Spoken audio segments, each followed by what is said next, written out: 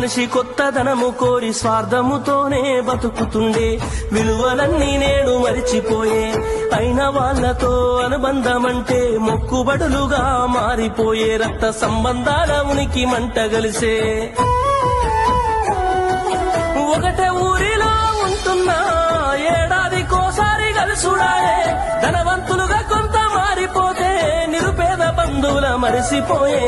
డబ్బున్న వాళ్లకు ఒక తీరు మర్యాద, నిరుపేద బంధువులకింకొక మర్యాద. డబ్బున్న వాళ్లకు ఒక తీరు మర్యాద, నిరుపేద బంధువులకింకొక మర్యాద. ఆనాటి ప్రేమలు ఏమాయరో, బంధాలు బంధుత్వమెటువాయరా.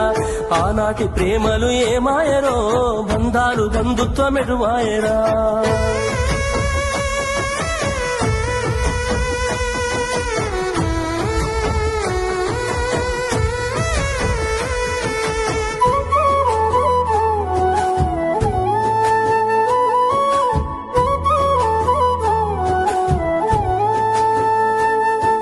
రక్తం పంచుకొని ఒకటే ఇంటిలో జన్మను ఎత్తి కూడా పెరిగిన అన్నదమ్ములైన అక్క చెల్లెళ్ళైన వేడుక ఏదైనా జరిగితే తప్ప కలుసుకోవడం జరగదాయే, మనసారా మాట్లాడుకోరాయే.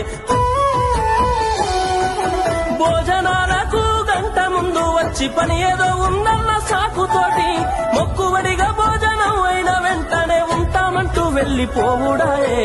కన తల్లిదండ్రులను పలకరించే తీరిక లేని సంపాదనాయే, కన తల్లిదండ్రులను పలకరించే తీరిక లేని సంపాదనాయే.